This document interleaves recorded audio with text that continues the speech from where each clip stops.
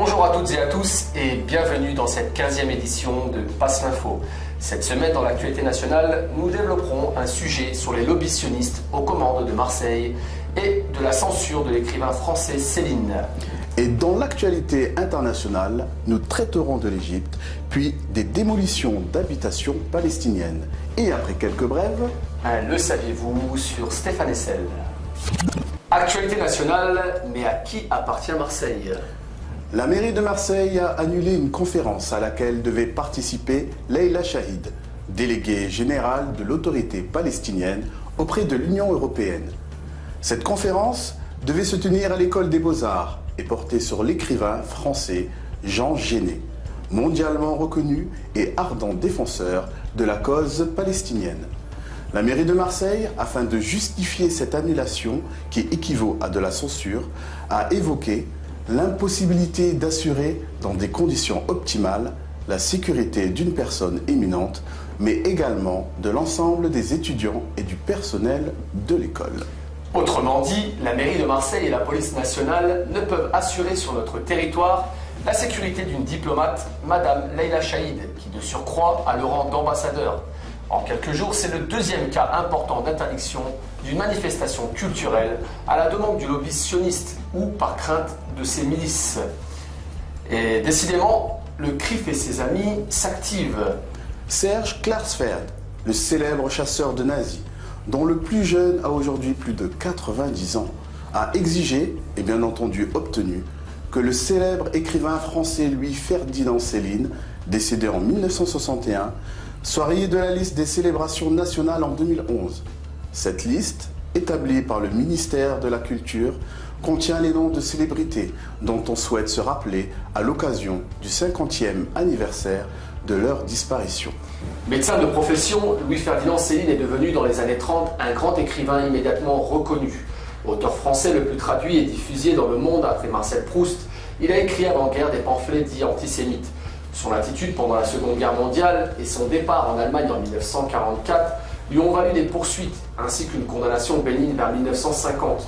Par la suite, notamment après sa mort, il n'a cessé d'être étudié et apprécié par les plus grandes universités du monde spécialisées en littérature française. Bref, il s'agit d'une personnalité littéraire incontestée, dont les prises de position politiques prêtent à la discussion, ce qui est tout à fait normal en démocratie. Le lobby sioniste en France fait ainsi clairement savoir qu'il régente la vie culturelle française.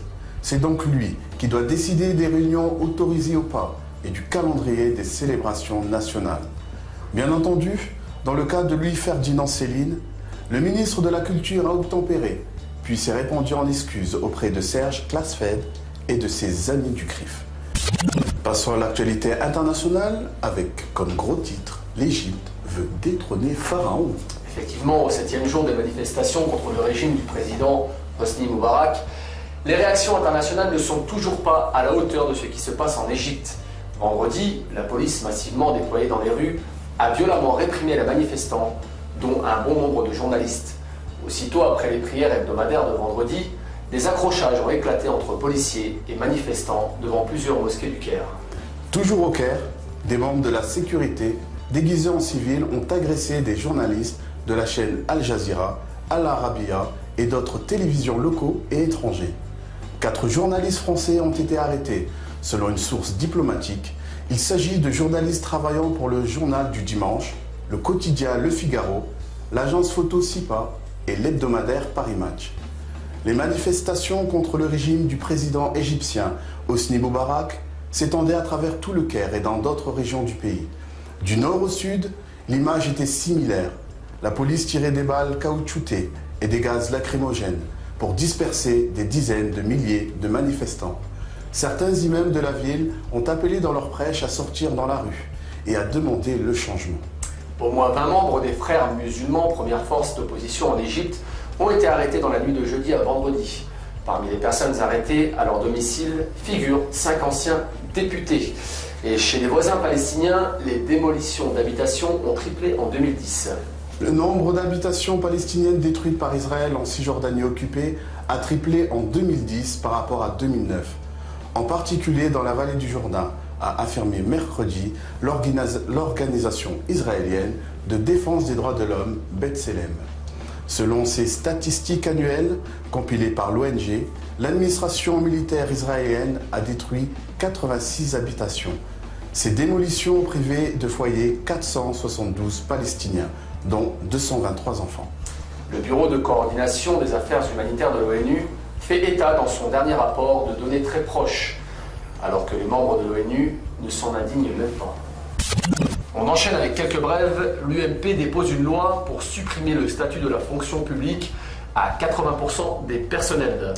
Après les déclarations de M. Jacob et M. Copé sur la volonté de supprimer la garantie de l'emploi dans la fonction publique, l'UMP met ses menaces à exécution en déposant une proposition de loi voulant réduire à la portion congrue les bénéficiaires du statut de fonctionnaire.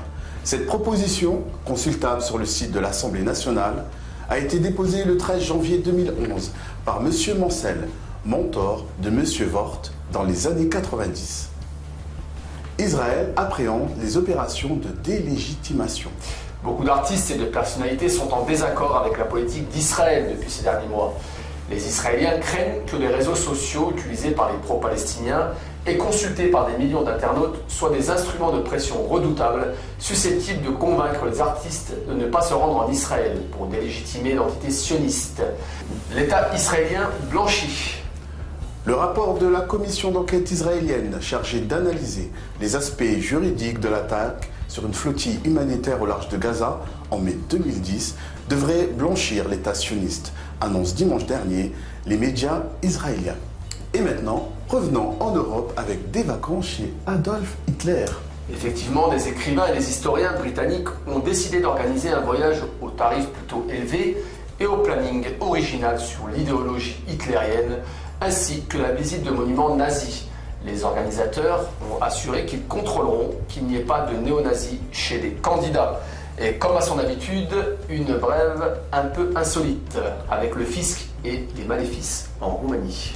Les sorcières roumaines sont en colère et ont lancé un sortilège au gouvernement en jetant de la mandragore dans le Danube. En effet, l'exercice de la sorcellerie depuis le 1er janvier 2011 est considéré comme une profession libérale. Les jeteuses de sorts doivent payer des impôts pour leur activité. Stéphane Hessel, persona non grata à l'ENS. Un colloque-débat qui devait se tenir le mercredi 12 janvier 2011 à la prestigieuse École normale supérieure de la rue d'ULM à Paris a été annulé par sa directrice, Madame Canto Sperber.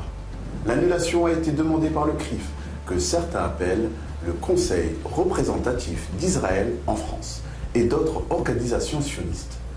La raison de cette annulation est que ce colloque-débat voulait apporter son soutien à M. Stéphane Hessel. Le CRIF et ses acolytes ont rapidement réagi auprès de Valérie Pécresse, ministre de l'Enseignement supérieur et de la Recherche, et auprès du rectorat de Paris afin d'interdire ce colloque. Bien sûr, ceci leur a été immédiatement accordé. Né à Berlin en 1917, Stéphane Hessel a été naturalisé français après de brillantes études universitaires à Paris. Il fut combattant de la France libre pendant la Seconde Guerre mondiale et déporté au camp de concentration de Buchenwald. Après la guerre, il poursuit une carrière de diplomate et de militant au service des causes humanitaires et émancipatrices. Cela devait nécessairement le conduire à se solidariser avec le peuple palestinien qui subit depuis plus de 60 ans l'occupation. Ainsi, lors de l'agression israélienne contre la population civile de Gaza en janvier 2010, il qualifia cette agression de crime de guerre et même de crime contre l'humanité. Il est un partisan résolu du boycott de l'entité sioniste. Son dernier livre, paru en octobre 2010, intitulé « Indignez-vous », est un véritable succès auprès du public. Dans cet ouvrage, Stéphane Hessel nous explique que la situation en Palestine est sa principale indignation dans le monde. On comprend ainsi qu'une telle personnalité gêne les sionistes et leurs amis. Cette annulation est très grave, car elle prouve que le vrai ministère des universités est le CRIF. Mais cela montre également que personne, quel que soit son passé et sa notoriété, n'est à l'abri de la censure sioniste à Paris. Le parti antisioniste est solidaire de M. Stéphane Hessel et de tous ceux qui le soutiennent. Il demande que les intellectuels français se battent pour reconquérir cette liberté d'expression et de réunion qui leur est aujourd'hui confisquée. Merci de nous avoir suivis pour cette émission de Passe l'Info. À la semaine prochaine. Et surtout, n'oubliez pas, passez l'info.